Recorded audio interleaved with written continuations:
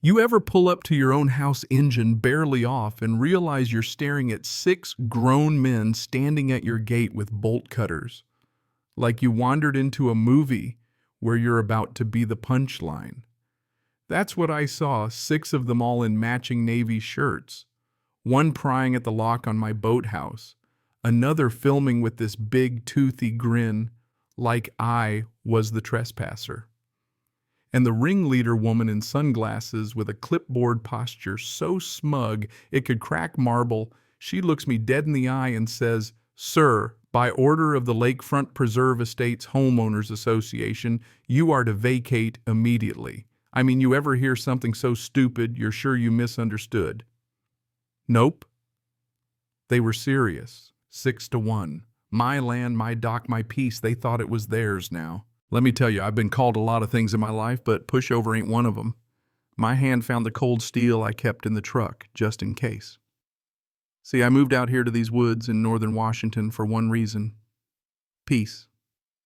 Birdsong mist on the lake, soft waves against the dock, quiet that gets in your bones. 8.5 acres of it. No sirens, no neighbors screaming through the drywall, no politicians barking on TV, just space to breathe. You know what I mean. I had it pretty good too until these HOA types decided to go empire building. They'd been eyeing my land for a while, all those beige mailboxes and perfect lawns lined up like parade soldiers on the other side of the tree line. My place stuck out, dented mailbox, gravel drive dock, still scarred from that first winter storm. Free and stubborn as a mule. Maybe that's what put the bee in Karen Mayfield's bonnet. Yeah, her real name's Karen, go figure. She'd come around once before smiling like she owned the sun, waving a folder full of paper at me. Thought a few signatures would scare me off my own land. I shut the door on her then. Should have known that was just the warm-up act. Now here she was, 6 deep radios crackling static through the pines. The whole official routine. My phone was out, thumb on record, because if there's one thing I learned serving overseas, it's this. Always document the idiots. She comes closer, gravel under her boots like it's her driveway, and starts in with this future park development nonsense. Says I'm in violation of community zoning, that the preserve's taking my home for public lake access. I said, "Lady, I bought this land deeds recorded and notarized. You're trespassing." She smiled, didn't even flinch, just narrowed her eyes, calculating. "You'll regret this," she says. I didn't blink. "No, you will." That's when the woods went quiet, like even the birds were waiting to see who'd win. Her minions shifted, but nobody moved until I raised my phone a little higher. "Back to your SUVs off my land, 60 seconds. That got 'em. Karen tried one last power play, calling for her enforcement team on the radio, but by the time I was dialing the sheriff, they were already piling back in their Tahoe, bolt cutters and all. Only Karen lingered her smile, more like a threat than a farewell.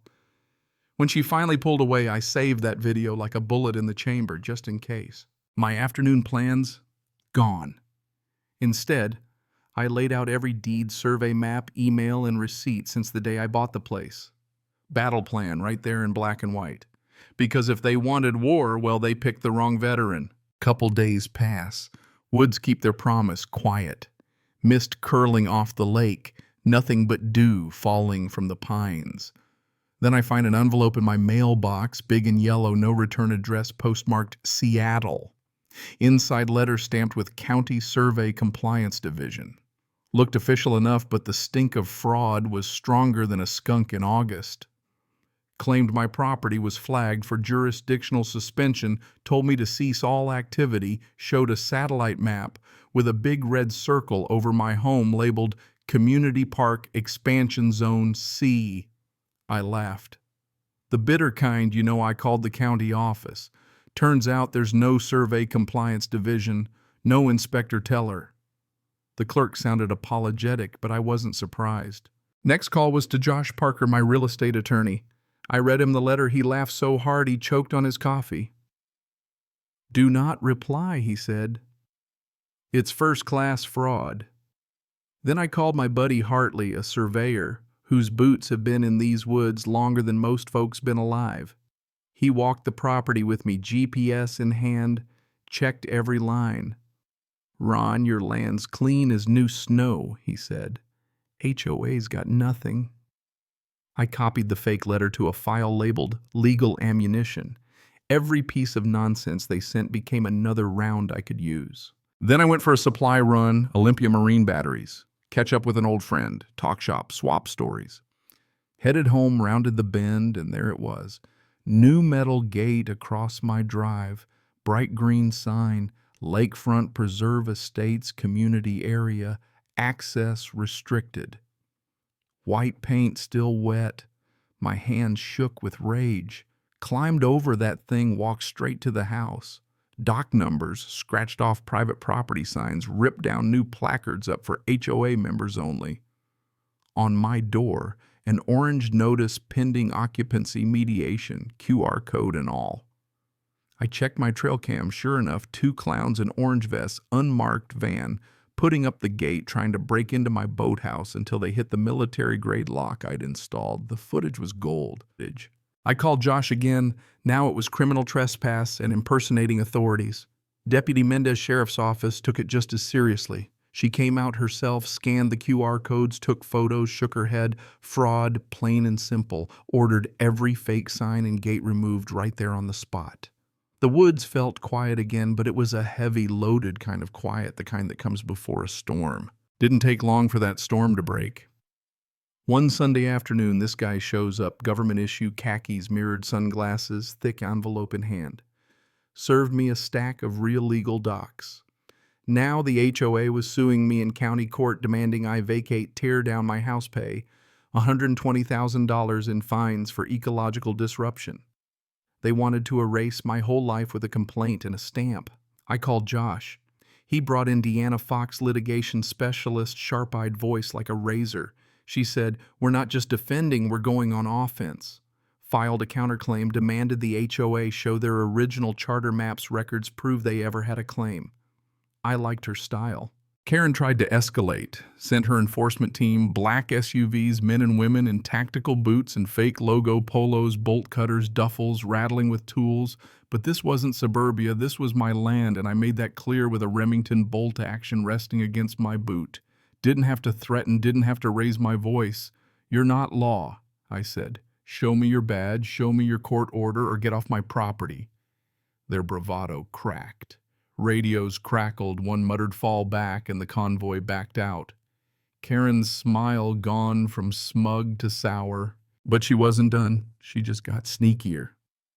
Next came more fake letters. Orange laminated notices, anonymous complaints to the county, hazardous waste livestock, illegal burning, you name it. But this time I could trace it straight to her brother, Peter Mayfield, head of county planning. Nepotism, abuse of office, the works. Deanna filed a formal complaint with the state AG. Now it was criminal, not just civil. Court day came, courthouse packed, farmers, retirees, families. Everyone who'd ever gotten a bad letter from an HOA. Judge Lee cut through the nonsense, demanded the HOA show their documents. They brought in files full of forgeries, redacted pages, sticky notes still attached. Fix this before submission. Our handwriting expert picked out 3 signatures as outright fakes. The judge ordered all HOA actions suspended, forensic audit on their records, and a fraud investigation. For the first time, Karen's paper empire started to burn. Then the cracks spread. One board member flipped, brought internal emails and chats. Karen knew from day one my land was never theirs. Admitted it was all intimidation, said push him out before winter. Another board member admitted she forged signatures. The judge ordered every claim dropped, HOA operation suspended, $30,000 in damages to me and Karen held for criminal charges. The best part, when I finally walked out of court, the air sharp, the sky clear. It felt like the land really was mine again, not just on paper, but for real. A week later, all the signs came down, the fake gate gone. The HOA's bank accounts froze in the state, peeling back every dirty layer they'd tried to hide. The money helped fix what they'd trashed, but what mattered most was the weekend that followed. Old Buddy showed up beer brisket, a flag flying over the dock, laughter around the fire. Neighbors dropped by with pie, some out of apology, some out of gratitude. Even Evelyn, the quiet widow from across the lake, brought her son. "Thank you for standing up," she said. "For all of us." And you know what? As I sat on my dock that night, lake reflecting stars for the first time in months, the promise of peace was real again. The woods kept their word. Karen, she sat in lockup, probably still muttering about the system, but out here the system's simple: work hard, live honest, know your rights, and don't back down from bullies in polo shirts. So let me ask you, where do you stand? Would you have fought or folded? Ever tangled with an HOA or a bully neighbor? Drop a comment, share your own story. Out here, justice is something you have to make for yourself, and sometimes it starts with standing your ground.